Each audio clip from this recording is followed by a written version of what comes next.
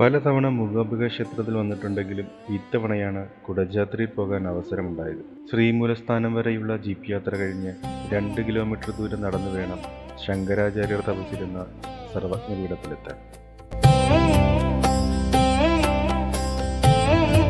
കാഴ്ചകൾ കാണുന്നതിനൊപ്പം വളരെ ശ്രദ്ധിച്ചു വേണം ഓരോ ചുവടും മുന്നോട്ട് വയ്ക്കാൻ. കാരണം പോകുന്ന വഴിയിൽ പലയിടങ്ങളിലും അപകടകരമായ കല്ലുകളും കുഴികളുമുണ്ട്.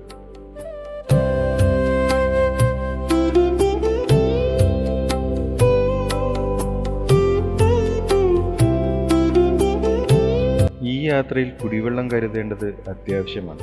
പ്ലാസ്റ്റിക് കുപ്പിയിലാണ് വെള്ളം കൊണ്ടുവരുന്നതെങ്കിൽ ഒരു കുപ്പിക്ക് 100 രൂപ വീതം ചെക്ക് പോസ്റ്റിൽ നൽകി രസീത് വാങ്ങണം.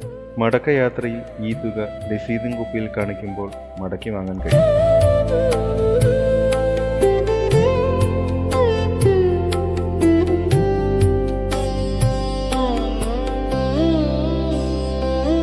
കണ്ടില്ലേ, വളരെ ശ്രദ്ധിച്ച് വേണം ഓരോ ചുവടും മുന്നോട്ട് വെച്ച് നടക്കാൻ.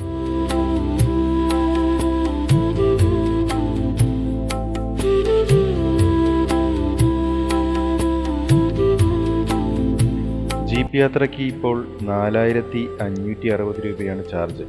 ഒരു ജീപ്പിൽ 8 പേർക്ക് യാത്ര ചെയ്യാൻ സാധിക്കും. ഒരാൾക്ക് 570 രൂപയാണ് ജീപ്പിന് ചെലവ് വരിക.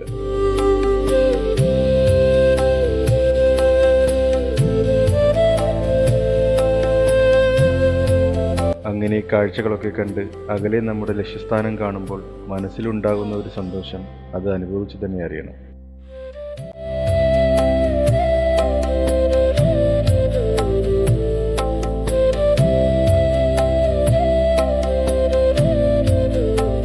സർവജ്ഞപീഠത്തിനരികിലെത്തി അവിടെ കുറച്ചു സമയം ചിലവഴിച്ച് തിരിച്ചിറങ്ങുമ്പോൾ തന്നെ കാലാവസ്ഥയും മാറി. എത്ര മനോഹരമാണ് ഇവിടെ!